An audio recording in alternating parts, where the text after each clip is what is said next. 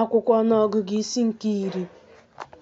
Jehova wee gwa Mosis okwu sị, meere onwe gị opi ọlaọcha abụọ, ihe akpụrụ akpụ ka ị ga-eme ha. Ha ga-abụkwara gị ihe banyere mkpokọta nzukọ Izrel, na ihe banyere mbuli ije nke ọmụma ụlọ ikwu niile ha.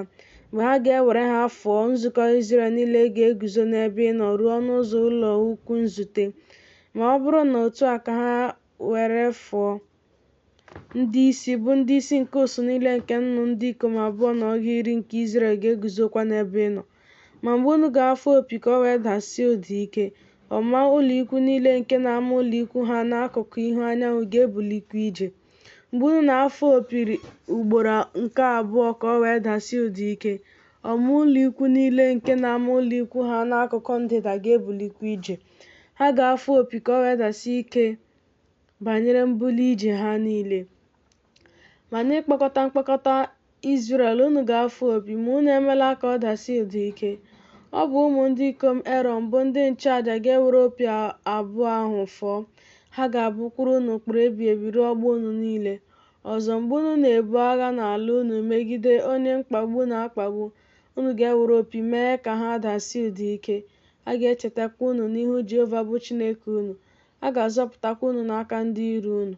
Ọ bụkwa n'ụbọchị ọṅụ unu na mgbe niile unu akara aka, na n'ime mmalite ọnwa niile unu ka unu ga-ewere opi abụọ ahụ fụọ n'elu àjà nsure ọkụ niile unu, na n'elu ihe àjà nke àjà udo niile unu. Ha ga-abụkwuru unu ihe ncheta n'ihu Chineke unu. Mụ onwe m bụ Jehova Chineke unu. O ruo n'afọ nke abụọ, n'ọnwa nke abụọ, n'ụbọchị nke ọgụ n'ọnwa ahụ, na igwe ojii ahụ siri n'elu ebe obibi nke ihe àmà ahụ rigo. Ụmụ Izrel wee si n'ọzara Saịnaị bulie ije dịka mbuli ije niile ha si dị. Igwe ojii ahụ wee nọdụ n'ọzara Peran. Ma ha buru ụzọ bulie ije n'okwu ọnụ Jehova n'aka Mosis.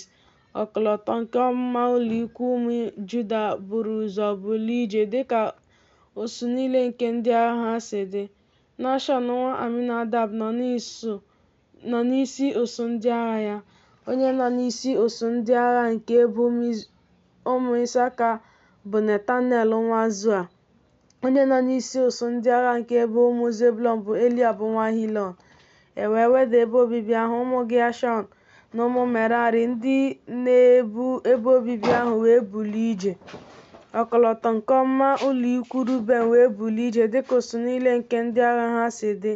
Elizua nwa Shedeua nọ n'isi usuu ndị agha ya.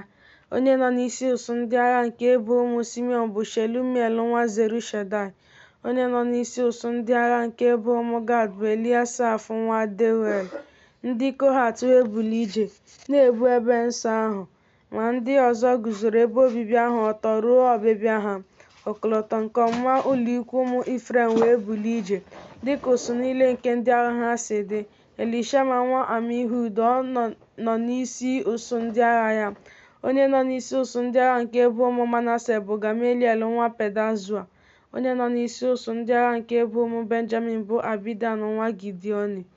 Ọkọlọtọ nke ọmụma ụlọ ikwu ụmụ Dan nke nọ n'azụ ọmụma ụlọ ikwu niile wee bulie ije dịka usuu niile nke ndị agha ha si dị. Ahieza nwa Amishadai nọ n'isi usuu ndị agha ya. Onye nọ n'isi usuu ndị agha nke ebo Asha bụ Pagiel nwa Okran.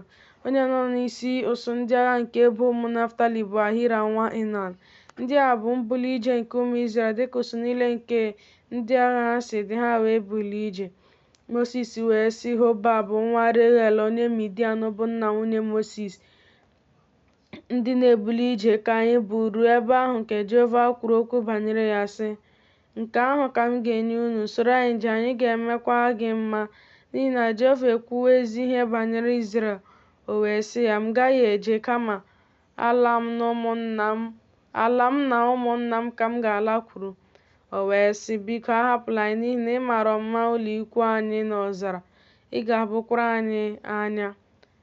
Ọ ga-erukwa mgbe i soro anyị jee, ọ ga-erukwa na ezi ihe ahụ nke Jehova ga-eme anyị mma ya, anyị ga-emekwa gị mma.